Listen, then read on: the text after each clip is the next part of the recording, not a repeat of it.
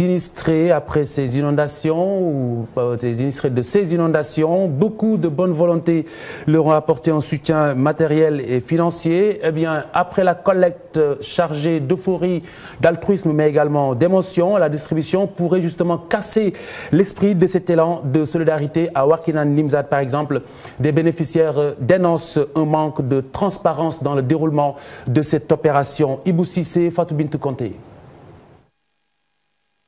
La distribution des dons collectés pour les victimes des inondations cause un véritable problème. À Wakhinane Nimzatt, les sinistrés trouvés au foyer des jeunes se plaignent de la méthode utilisée. Depuis ce matin, nous sommes là pour recevoir des dons. Mais on ne comprend pas la façon dont ces biens sont distribués. Ça laisse à désirer. On nous avait dit qu'on allait nous donner un sac de riz pour chaque famille, mais on se retrouve avec 4 personnes pour un seul sac de riz. Le gouvernement doit venir surveiller la manière dont est distribué les dons. On politise tout dans ce pays. Ce n'est pas normal. 4 personnes pour un sac de riz, alors que ce matin, 2 personnes se partageaient un sac de riz. Puis, selon ces sinistrés, les dons n'arrivent pas jusqu'aux bénéficiaires. Des personnes non concernées en profiteraient. Il faut qu'on laisse la ségrégation dans ce pays.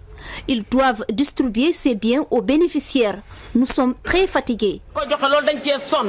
Certaines familles n'ont pas encore reçu d'aide. Elles se contentent de voir les dons défiler à la télévision.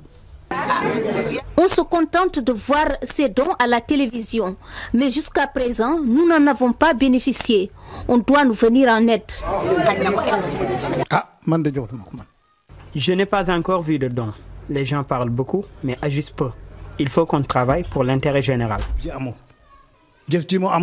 Ces sinistrés, pour la plupart, disent être toujours dans l'attente des fruits des télétons et d'une aide gouvernementale plus conséquente.